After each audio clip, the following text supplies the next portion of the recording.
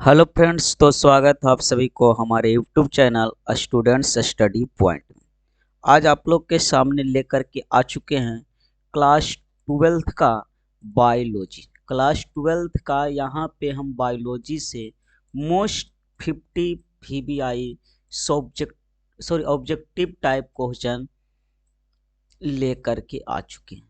ये देख सकते हैं बायोलॉजी का इस वीडियो में पूरे 50 ऑब्जेक्टिव टाइप क्वेश्चन करवाने जा रहे हैं, जो कि एग्जाम के लिए बहुत ही महत्वपूर्ण होने वाला है। तो वीडियो में बने रहे लास्ट तक और देखते रहें क्या क्या होता और कैसे कैसे क्वेश्चन है जो कि एग्जाम में बहुत बार पूछे जा चुके सवाल हैं। तो बढ़ते हैं, देख रहे हैं क्वेश्चन नंबर 1 आप लोग के सामने है। और जितने भी स्टूडेंट्स इस वीडियो को नए देख रहे हैं और अभी तक चैनल को सब्सक्राइब नहीं किए हैं तो चैनल को सब्सक्राइब करके बेल आइकन को प्रेस करें और अपने सारे दोस्तों के पास शेयर करें जो 2023 में बोर्ड एग्जाम देने वाले हैं।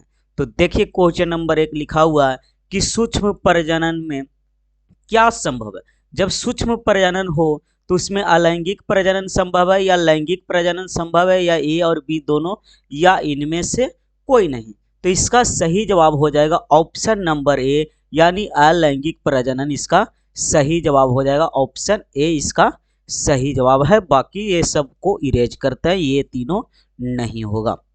बढ़ते हैं क्वेश्चन नंबर 2 की तरफ और देखते हैं क्वेश्चन नंबर 2 क्या कहता है। ये आप लोग के सामने आ चुका है क्वेश्चन नंबर 2 और लिखा हुआ है कि निम्न में से कौन है जो उभयलिंगी प्राणी है। क्या उभयलिंगी प्राणी की बात बोला जा रहा है। उभयलिंगी प्राणी निम्न में से कौन है। ऑप्शन देख रहे हैं, मुर्गी है, सांप है, ए एंड बी दोनों है, एक केचुआ है। तो इसका सही जवाब हो जाएगा ऑप्शन डी, यानी कि केचुआ।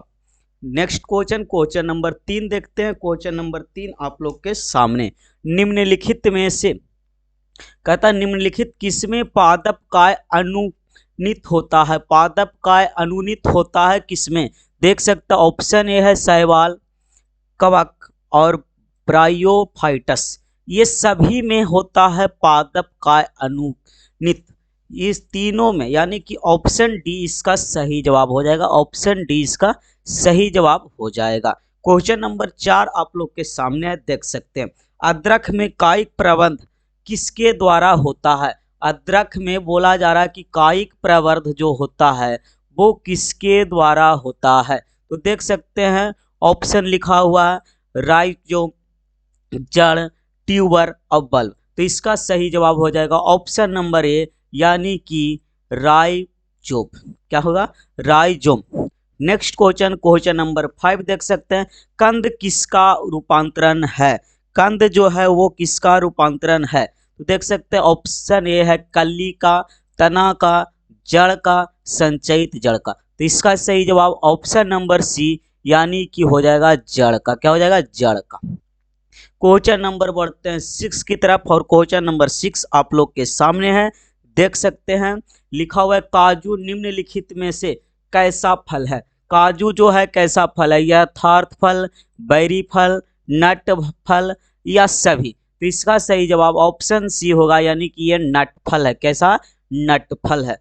क्वेश्चन नंबर 7 आप लोग के सामने आ चुका है, लिखा हुआ जेम्यूलस निर्माण किस में होता है, यानी जेम्यूलस का निर्माण जो होता है वो किस में होता है। तो इसका देख सकते हैं जेम्यूलस जो होता है, ऑप्शन दे देख रहे हैं, ईस्ट है, हाइड्रा है, अमीबा है, स्पंज है। तो इसका जो सही जवाब हो जाएगा वो हो जाएगा स्पंज में। क्या हो जाएगा, स्पंज, यानी ऑप्शन डी इसका सही जवाब है। नेक्स्ट क्वेश्चन नंबर 8 देखते हैं, लिखा हुआ है निम्न में से किसमें बाह्य निषेचन होता।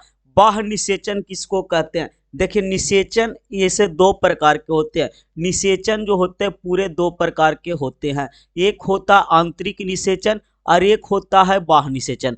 आंतरिक निषेचन की बात बोला जाए तो आंतरिक निषेचन जो होता है, क्या होता है, आंतरिक निषेचन जो होता है वो मादा शरीर के अंदर होता है। क्या होता है, मादा शरीर के अंदर होता है। और बाह्य निषेचन जो होता है वो शरीर के बाहर होता है। यहाँ ऑप्शन देख रहे हैं, ए में है मेढक, हिरन, मनुष्य और घोंघा। ये 4 ऑप्शन है और पूछा है कि बाह्य निषेचन किस में होता है। तो इसमें देख सकते हैं मेढक जो है उसका राइट आंसर हो जाएगा। यानी मेढक जो है वो क्या होता है, उसमें बाह्य निषेचन होता है। ये देख सकते हैं बाह्य निषेचन होता है क्योंकि मेढक जो है उसमें मादा मेढक होता है। मेढक दो टाइप के होते हैं, एक मादा मेढक होता है और एक नर मेढक होते हैं। तो मादा मेढक जो है वो क्या करते हैं, अंडे उत्पन्न कर देते हैं। क्या करते हैं, अंडे उत्पन्न कर देते हैं और इस अंडे पर क्या करता है, नर मेढक जो है वो आकर अपना स्पर्म छिड़क देता है। और ये जब स्पर्म छिड़क देता है तो ये अंडे क्या होते हैं, निषेचित हो जाते हैं और उसके फलस्वरूप अंडे से बच्चे उत्पन्न होते हैं। यानी कि शरीर के बाहर किस में हो रहा, मेढक में। हिरण है उसमें शरीर के यानी मादा शरीर के अंदर निषेचन होता, मनुष्य में भी मादा शरीर के अंदर निषेचन होता और घोंघा में भी मादा शरीर के अंदर निषेचन होता। तो ये तीनों ऑप्शन जो है बी, सी और डी ये अंतः निषेचन का उदाहरण है और मेढक जो है वो बाह्य निषेचन का उदाहरण है। बढ़ते क्वेश्चन नंबर 9 की तरफ। देख सकते हैं ईस्ट में प्रजनन मुख्यतः किसके माध्यम से होता। ईस्ट में जो प्रजनन होता वो सभी लोग जानते होंगे मुकुलन के द्वारा होता। किसके द्वारा, मुकुलन के द्वारा। ऑप्शन ए सही जवाब हो जाएगा। बढ़ते हैं क्वेश्चन नंबर 10। युग्मक सामान्यतः किस प्रकार के होता है। आ गया युग्मक जो है वो किस प्रकार का होता है। तो युग्मक जो होता है बाबू रे हैप्लाइड होता है। क्या होता है, एक गुणक होता है। क्या होता है, एक गुणक यानी हैप्लाइड होता है, हैप्लाइड होता है। ठीक है, बढ़ते हैं क्वेश्चन नंबर 11 की तरफ। सबसे बेस्ट क्वेश्चन जो एग्जाम में पूछा गया सवाल है कि 124 शुक्राणु के निर्माण में कितने अर्धसूत्री विभाजन की आवश्यकता होगी। तो 124 शुक्राणु का निर्माण करना है तो टोटल 31 को किसका पड़ेगा, अर्धसूत्री विभाजन की आवश्यकता पड़ती। कितने, टोटल 31 अर्धसूत्री विभाजन की आवश्यकता पड़ती है। बढ़ते हैं नेक्स्ट क्वेश्चन, क्वेश्चन नंबर 12 की तरफ और देखते हैं क्या है।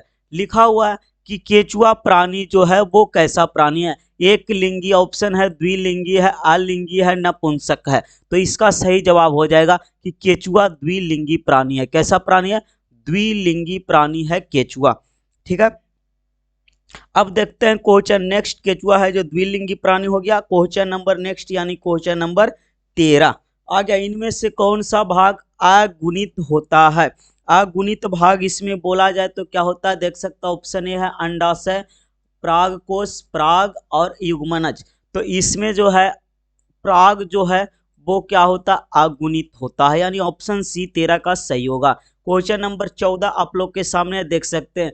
किसे बंगाल का आतंक कहा जाता है। सबसे बेस्ट क्वेश्चन, बंगाल का आतंक किसे कहा जाता है। देख सकते हैं तो बंगाल का आतंक जो कहा जाता है वो जलकुंभी को कहा जाता है। किसे कहा जाता है, जलकुंभी को कहा जाता है। एग्जाम में पूछता भी है कि जलकुंभी को बंगाल का आतंक क्यों कहा जाता है। तो ध्यान देंगे कि बंगाल का आतंक जलकुंभी को इसलिए कहा जाता है क्योंकि किसी भी तालाब में अगर जल कुंभी जो होता है वो जन्म लेता है, यानी जलकुंभी का पौधा अगर हो जाता है किसी भी तालाब में तो उसमें क्या होता है कि उसमें जितने भी वो पानी में, उस तालाब के पानी में ऑक्सीजन है उसे जलकुंभी क्या करता है, सोख लेता है। क्या करता है, जलकुंभी जो है वो सोख लेता है, यानी पूरे ऑक्सीजन को अपनी ओर खींच लेता है, जिसके कारण उस जलीय जीव, उसमें जो जितने भी जलीय जीव रहते हैं उसकी क्या होती है, बिना ऑक्सीजन के उसकी मृत्यु हो जाती है। यानी इसीलिए वहाँ क्या होता है, एक तरह से मतलब जलीय जीव की मृत्यु हो जाएगी। अगर किसी भी तालाब में एक भी जलकुंभी का पौधा उग जाता है तो उस तालाब के सारे ऑक्सीजन को वो जलकुंभी का पौधा तिर लेगा और जिसके कारण उसमें जितने भी जीव जंतु जो है, जितने भी मछली हैं, ये सब क्या होगा, जलीय जीव सभी मृत्यु हो जाएगी ऑक्सीजन के बिना। इसीलिए उसे क्या कहते हैं हम लोग, बंगाल का आतंक भी कहते हैं, क्योंकि ये बंगाल में जलकुंभी ज्यादा पाया जाता है। बढ़ते हैं क्वेश्चन नंबर 15 की तरफ। देख सकते हैं सेम क्वेश्चन जो अभी हम बता चुके हैं। कौन ठहरे हुए पानी में उगलकर ऑक्सीजन खींच लेता है। अब देखिए कौन है जो ठहरे हुए पानी में उगकर, तो उगता कौन है। तो कोई अभी बोल रहे थे पिछले क्वेश्चन में, देख सकते हैं कि अभी जस्ट हमने बोला है कि कोई भी तालाब में जलकुंभी उगता है, यानी पौधा जलकुंभी का उग जाता है तो क्या करता है, वहां से ऑक्सीजन को तीर लेता। तो यही बात बोला जाए कि पानी में उग गया कौन, जलकुंभी, और जलकुंभी उग करके क्या करता, ऑक्सीजन को खींच लेता। ऑक्सीजन खींचने से क्या हो गया कि वहाँ जितने भी जलीय जीव थे वो सभी जलीय जीव की मृत्यु हो जाती। क्वेश्चन नंबर नेक्स्ट बढ़ते हैं, क्वेश्चन नंबर 16। नर तथा मादा गैमिट में युग्मक होता है, यह क्या कहलाएगा, तो नर और मादा लैंगिक जनन में होता है। किसमें होता, नर और मादा लैंगिक जनन में होता है। क्वेश्चन नंबर 17 देख सकते हैं, क्वेश्चन नंबर 17 आप लोग के सामने है। मध्यचक्र पाई जाती है, क्या है, मध्यचक्र पाई जाती है किसमें बाबू, ऐसे देखो, एक होता है क्या, मासिक चक्र भी होता है, एक मासिक चक्र भी होता है, क्या होता है, मासिक चक्र भी होता है। लेकिन यहाँ पूछा गया है क्या, मध्यचक्र पूछा गया। मासिक चक्र भी होता है लेकिन यहाँ पूछा गया मध्यचक्र, जो कि गाय में, भेड़ में, कुत्ता में, ये तीनों में पाया जाता है, यानी इनमें सभी इसका सही जवाब हो जाएगा। मध्यचक्र बोला जाए तो अगर यही बोला जाए मासिक चक्र, तो मासिक चक्र होता है मनुष्य में, चिंपैंजी में, ये सब जितने भी हो गए, बंदर में, ये सब, यानी कि नन प्राइवेट जंतु जो होते हैं उसमें पाए जाते हैं मध्यचक्र होते हैं। किसमें, मध्यचक्र होते हैं। नन प्राइवेट जंतु जैसे गाय, भैंस, भेड़, कुत्ता, ये सब जो हो गए, ये सब क्या हो गया, नन प्राइवेट जंतु हो गया जिसमें मध्यचक्र पाए जाते हैं। मनुष्य, चिंपैंजी, बंदर, ये सब जो हो गया इसमें पाए जाते हैं मासिक चक्र, क्योंकि ये प्राइमेट जंतु है। देखते हैं क्वेश्चन नंबर नेक्स्ट। उच्च श्रेणी के पौधा में निषेचन होता। अब उच्च श्रेणी के पौधा है तो उसमें कैसा निषेचन होता है, तो उच्च श्रेणी के पौधे में आंतरिक निषेचन होता है। क्या होता है, आंतरिक निषेचन, यानी ऑप्शन 20 सही जवाब। Question number 19। सल्क कंद यानी जिसको बल्ब कहते हैं, उदाहरण है किसका बाबू, सल्क कंद यानी कंद जो है उदाहरण है किसका है, तो प्याज का। किसका है, प्याज का। ऑप्शन सी हो जाएगा इसका सही जवाब, यानी प्याज का। सल्क कंद जो है वो क्या है, प्याज का उदाहरण है। नेक्स्ट क्वेश्चन देख सकते हैं। स्तनधारियों में निषेचन कहाँ होता है, क्या कहता है, स्तनधारी में निषेचन पूछा जा रहा है बाबू। तो स्तनधारी में जो निषेचन होता वो फैलोपियन नलिका में होता। कहाँ होता, फैलोपियन नलिका, यानी ऑप्शन डी इसका सही जवाब। क्वेश्चन नंबर बढ़ते हैं 21 की ओर, और क्वेश्चन नंबर 21 आप लोग के सामने है। लिखा हुआ है प्राकृतिक अनिषेक जनन पाया जाता है, किसमें पाया जाता है, तो प्राकृतिक अनिषेक जनन जो पाया जाता है वो मधुमक्खियों में पाया जाता है। किसमें, मधुमक्खियों में प्राकृतिक अनिषेक जनन पाया जाता है। नेक्स्ट क्वेश्चन, द्विनिषेचन का परिणाम है। द्विनिषेचन का परिणाम कौन है बाबू, देख सकते हैं द्विनिषेचन का परिणाम है तो भ्रूणपोष है। क्या है, भ्रूणपोष जो है द्विनिषेचन का परिणाम है। नेक्स्ट क्वेश्चन देखते हैं। नेक्स्ट क्वेश्चन क्या है, क्वेश्चन नंबर 23। बीजाणुओं के द्वारा जनन करने वाले पौधे जैसे कि मोर्स, फर्न सामान्यतः किस समूह में रखा जाता है, यानी बीजाणु के द्वारा जो जनन करता उसे हम किस में रखते हैं, तो उसे रखते हैं क्रिप्टोगेम्स में। किसको में, क्रिप्टोगेम्स, यानी कि ऑप्शन सी हो जाएगा, क्रिप्टोगेम्स में रखते हैं। चलो क्वेश्चन नंबर 24। ये परिवर्तन जो लार्वा को वयस्क में परिवर्तित कर देता, लार्वा को जो वयस्क में परिवर्तित करता उसे हम क्या कहते हैं, तो उसको हम कहते हैं कायांतर। क्या कहते हैं, कायांतर। लार्वा को जो भी क्या करता है कि वयस्क में परिवर्तित करता है उसे हम क्या कहते हैं, तो कायांतर कहते हैं। क्या कहते हैं, कायांतर। ऑप्शन नंबर सी इसका सही जवाब। क्वेश्चन नंबर 25 देख पा रहे होंगे, क्या कहता है कि भ्रूण में कितने क्रोमोसोम होता है। भ्रूण में जो है क्रोमोसोम है वो कितने होते हैं, अथवा अनावृत पौधे में भ्रूणपोष के गुण सूत्रों की सूत्र गुणता क्या है, तो इसका सही जवाब हो जाएगा 3n। क्या हो जाएगा, 3n। ऑप्शन सी इसका सही जवाब। Next question, question number 26। जब संतति की उत्पत्ति एकल जनक द्वारा होता है तब यह क्या कहलाएगा। जब संतति की उत्पत्ति जो होती है वो एकल जनक के द्वारा होता है तो उसको हम क्या कहेंगे, अलैंगिक जनन कहेंगे। सिंपल बात है कि जिसमें एक जनक भाग लेता है उसको हम क्या कहते हैं, अलैंगिक जनन कहते हैं। नेक्स्ट क्वेश्चन है 27। इनमें से नर युग्मक के संयोजन कर भ्रूणपोष बनाता कौन है। ये 4 ऑप्शन दिया गया, ये चारों ऑप्शन में जो बोला गया यानी अनिषेचित अंडा है, सहायक कोशिका है, एंटीपोडल्स है और द्वितीयक केंद्रक है, ये चारों में से कौन जो है वो नर युग्मक से संयोजन करके भ्रूणपोष बनाता, तो इसका सही जवाब होगा ऑप्शन डी, यानी कहने का मतलब द्वितीयक केंद्रक। नेक्स्ट क्वेश्चन नंबर 28, स्तनधारियों में शुक्राणु के मध्य भाग में पाया जाता है, क्या पाया जाता है? स्तनधारी के शुक्राणु जो होता है उसके मध्य भाग में जो पाया जाता है वो क्या होता है? तो वो होता है माइटोकॉन्ड्रिया। क्या होता है? माइटोकॉन्ड्रिया। ऑप्शन सी इसका सही जवाब। नेक्स्ट क्वेश्चन, चमगादड़ के द्वारा परागकण कहलाता है। चमगादड़ जो लिखा हुआ, चमगादड़ के द्वारा परागण क्या कहलाता है? चमगादड़ के द्वारा, तो देख सकते हैं इसका सही जवाब होगा ऑप्शन सी, यानी कि क्रिप्टोरोफिली। क्या है? क्रिप्टोरोफिली कहलाता है। ठीक है। नेक्स्ट क्वेश्चन नंबर 30 देख सकते हैं, जनक समान जीव प्राप्त हो सकता।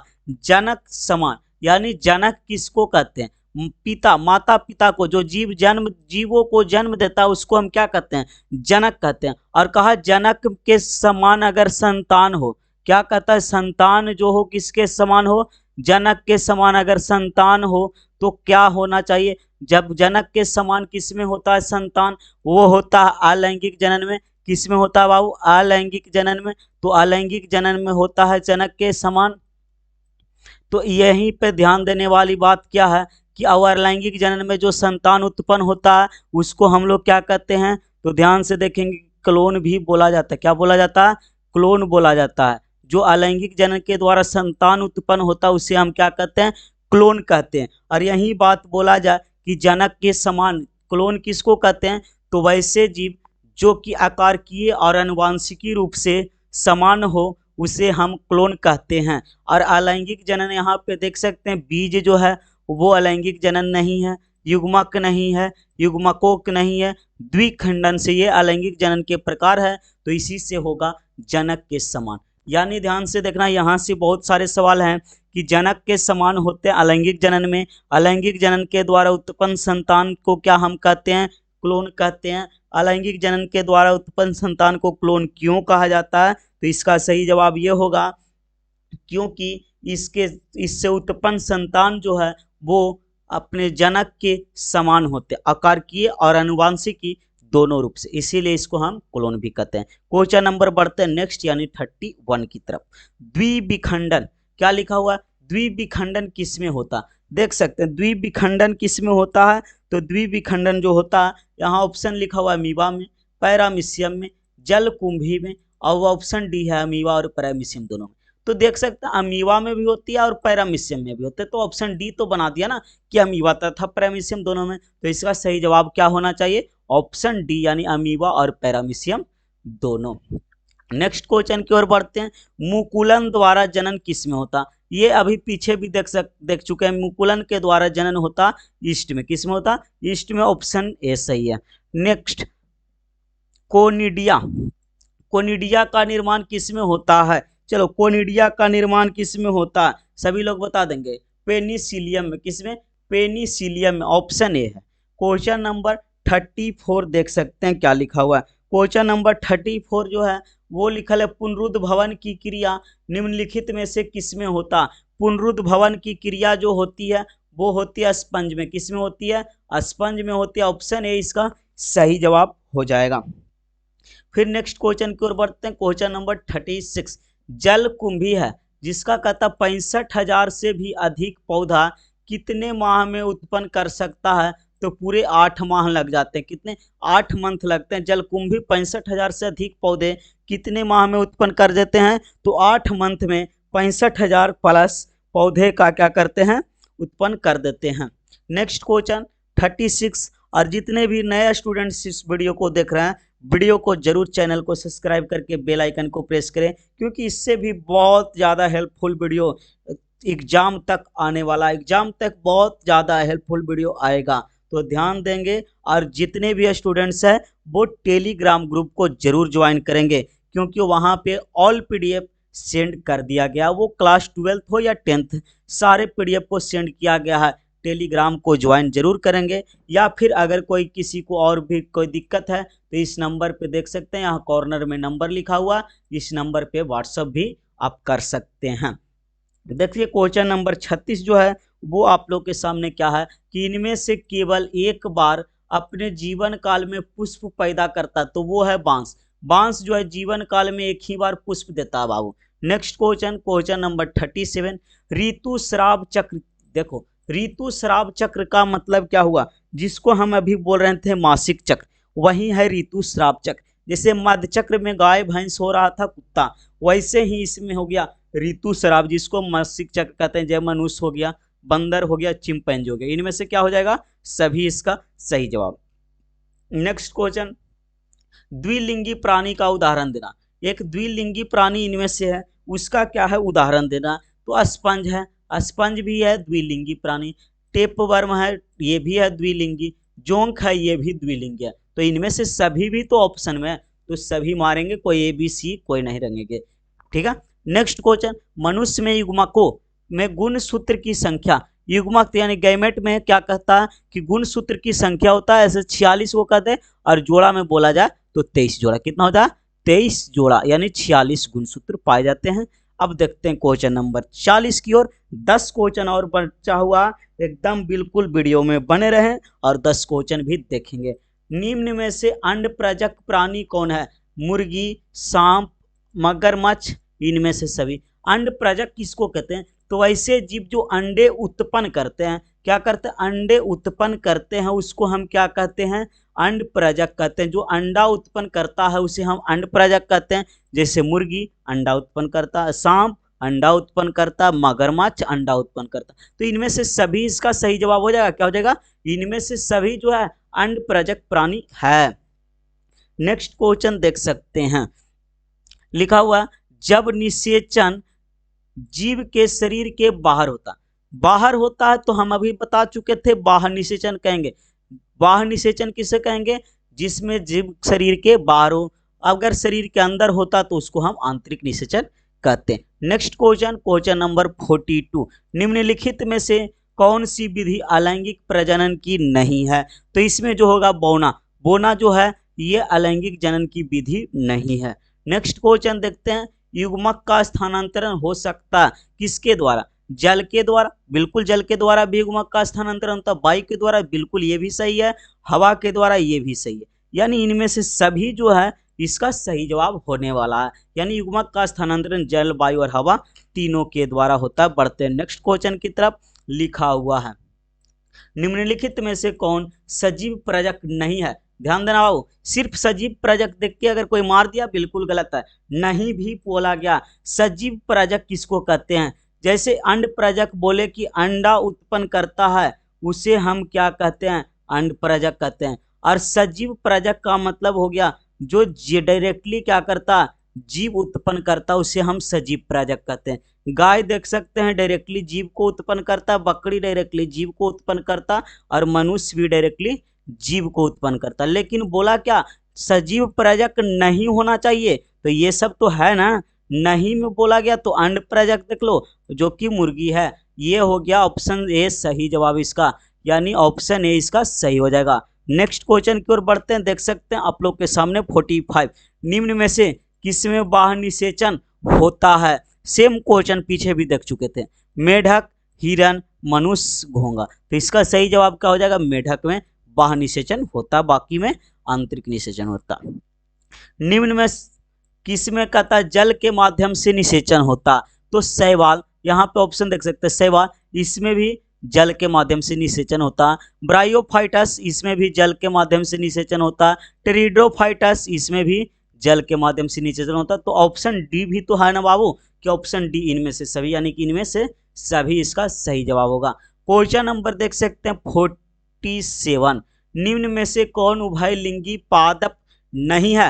उभयलिंगी नहीं बोला तो ये देख सकते हैं पपीता इसका सही जवाब होगा। पपीता उभयलिंगी नहीं है। सरसों उभयलिंगी है, मक्का भी है और गुड़हल भी है, और नहीं बोला तो पपीता सही जवाब हो जाएगा। देखते हैं अगेव। अगैव जो है वो वर्धी प्रजनन है। अगेव जो होता है बुलबिल द्वारा होता है। किसके द्वारा होता, अगेव में वर्धी प्रजनन क्या होता है, बुलबिल। क्या होता है, बुलबिल के द्वारा। नेक्स्ट क्वेश्चन, निम्नलिखित में कौन सा जंतु उभयलिंगी नहीं है। अब उभयलिंगी नहीं है बोला गया तो जोंक है, उभयलिंगी है। केचुआ भी उभयलिंगी है। फीता कृमि ये भी उभयलिंगी है। नहीं बोला तो घरेलू मक्खी सही जवाब होगा।